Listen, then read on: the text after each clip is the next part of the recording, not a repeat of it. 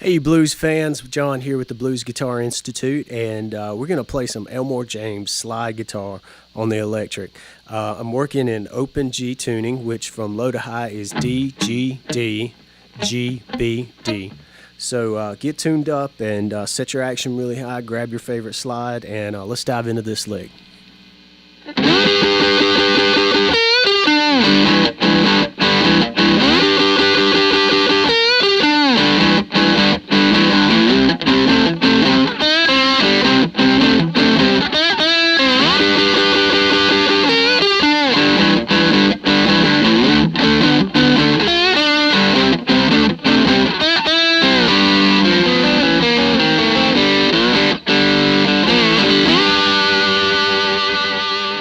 Okay, so let's break down the lick. In true Elmore James style, we're going to work the first bar of this 12-bar progression around the 12th fret, and I'm going to hit the 4th, 3rd, and 2nd string and slide up from the 11th fret to the 12th fret, okay? So it's going to sound like this, and I'm going to play the triplets. And again, the triplets are the 1 triplet, 2 triplet, 3 triplet that I'm going to play. So here's the first little section, which is the triplets.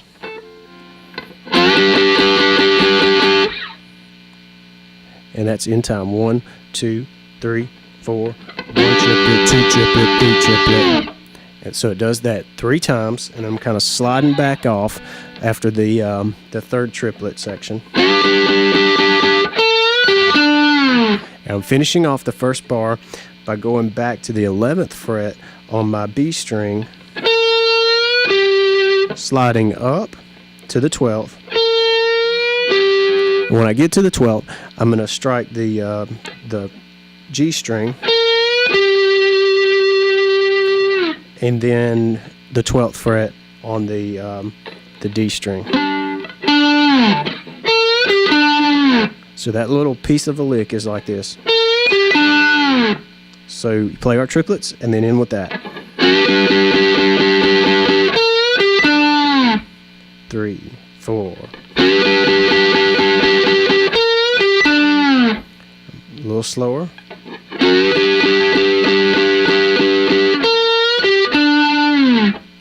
And what makes this sound really bluesy and like a lot of other slide players is catching that 11th fret note on the B string.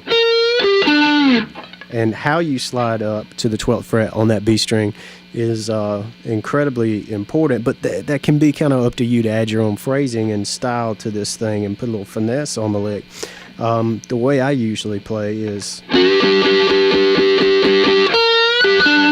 so I kind of hang out on the 11th fret. It's just part of the phrasing of the whole thing. So again, that first bar piece is okay, and then for the second bar, we switch from our slide/lead playing to the rhythm, and being that we're in open G tuning here, where you would normally play the power chord deal.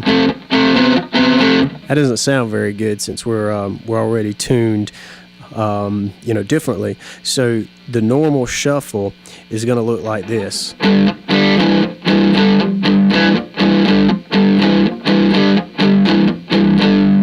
For the 1 chord, the G chord here. All I'm doing there is the normal blues shuffle rhythm, but instead of doing this, that sounds terrible since we're tuned to open G. So what I'm going to do is instead I'm going to play with open strings, and I'm on the 5th and 4th string here. So strike it twice, and I'm palm muting here. Then on the 3rd, I'm putting down my 1st finger on the 2nd fret of the 4th string, holding it for 2 beats.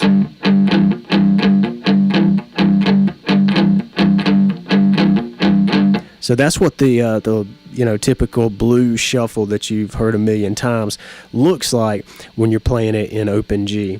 we're just accommodating for the fact that we've moved some of these strings down. Specifically here, we move the 5th string down a step from A to G. So let's figure out where this fits in time in relation to this lick.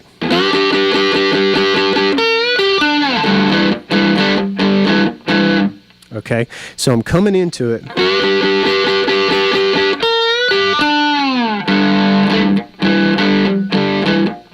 It's important to tap your foot along with this because you're jumping in and out of lead and rhythm here, so you want to keep the groove going. So pay attention again to how we jump into the G chug, if you will, the blues chug lug.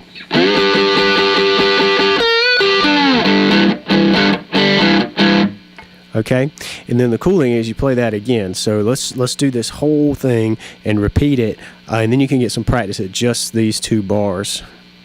2, 3, 4.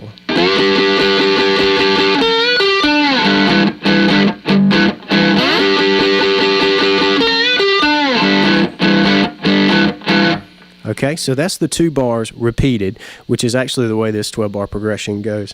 Then we're going to jump up and do a quick little bass move here. When I say bass, just on this 5th string, on the lower register of the guitar, and then I'm going to jump up and start playing the 4 chord. And here again, we've got to compensate for the fact that we're tuned differently. So here's what the 4th chord blues chug looks like. And depending on where you have your slide, you may want to play this with your 1st finger. Definitely you want to anchor down with your 1st finger. You could play this part here, which skips a fret. You could play that with your 2nd finger. Depending on where you have your slide, you may play it with your 3rd finger in typical bar chord fashion. I have my slide on my ring finger, so I usually play, stick my slide way up in the air to get it out of the way, and play with my pinky.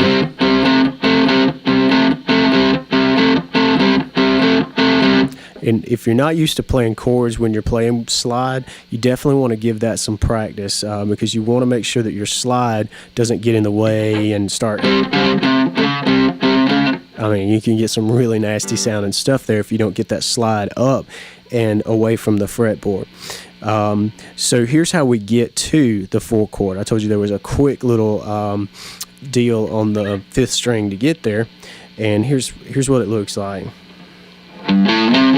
Just a real quick 0, 2, and then up to the chord, which is on the 5th fret, and then we're shuffling up to the 7th fret with our pinky or whatever other finger you have free there,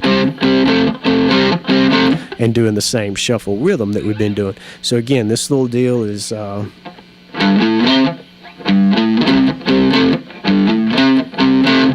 okay. Here's how we get up to that point, okay?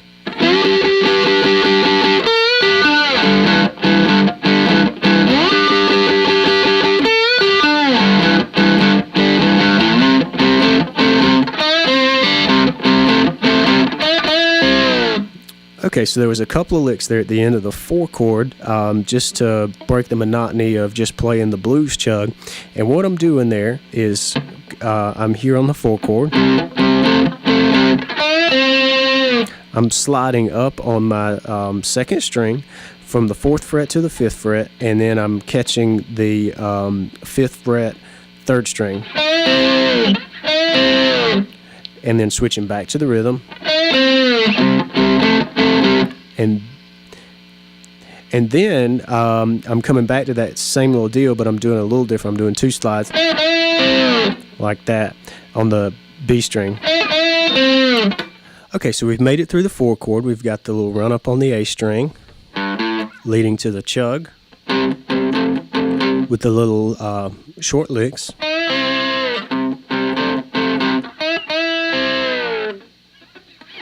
Then we repeat the main rhythm part. Then we do a similar run up on the A string to get to the 5 chord, and we're going to land here on the 7th fret and the 9th fret. So the run up goes. Again, that's the same thing on the 5th string, 0, 2, and then up to the 7th fret. Very similar to the 4 chord. Then we back into the 4 chord.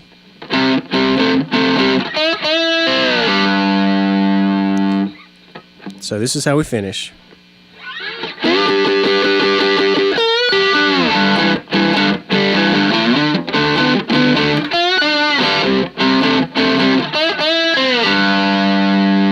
Okay, and at that point, we're through bar 10 and we're ready for the turnaround.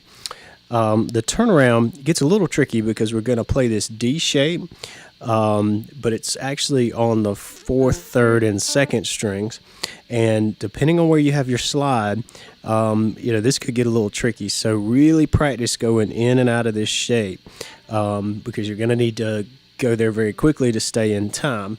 And this would be one reason where I'd like to have my slide on my pinky. Then I could just, go to that old familiar D shape, but on a different string set, and then start this turnaround. But however, I don't play very well with my pinky having the slide control, so I prefer it on my ring finger. If you do, then your D chord shape will look something like this. I've got my first finger on the 3rd fret of the 4th string. 3rd string, I'm reaching over here with my pinky and playing the 4th fret. And then my second finger here, my middle finger, is sneaking in here and playing on the 2nd string, the 3rd fret. So again, it's a D shape, but on a different string set. And because I'm using the slide, I'm using my pinky for the D shape instead of my ring finger. And very important here that just like playing these chugs, what you want to do is make sure that when you're playing these fretted notes while having a slide on your hand, to keep that contraption out of the way. So if you're weaker with the slide in the beginning, we certainly all are, it may have a tendency to like reach over the fretboard and buzz against some of these other strings that you're not playing. What you want to do is to keep that up as much as possible and out of the way. So it might actually be kind of hard to see what I'm doing with the slide in the way, but here's the fretted notes. Okay, and then my slide finger just needs to be up and out of the way. Okay, so this is kind of what it looks like if you can see that. So here's the turnaround. I'm going to take that shape and I'm going to do the triplet rhythm again. 1 triplet, and then I'm going to back that whole shape, back it up a fret. Then do that one more time, back it up a fret. So we've got 1 triplet, 2 triplet, 3 triplet, and then hit the open string, the open 4th string. So let that D note ring. And then a real classic slide into the turnaround. I'm on my 5th string, and I'm going to slide up from the 2nd fret to the 3rd. And then I'm going to hit the open 4th string twice. So together. All right.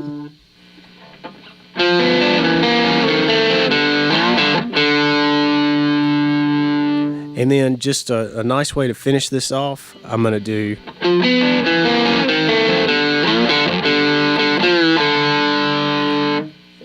this little deal on the 4th string. I'm hitting the 4th string open, and then I'm sliding back from the 3rd fret to the 2nd fret, and then the open string again. That's just a cool way to start the progression over, and it'll sound like this when you put it together. And I'll run right back into the top of the progression, bar 1, to show you what I'm talking about.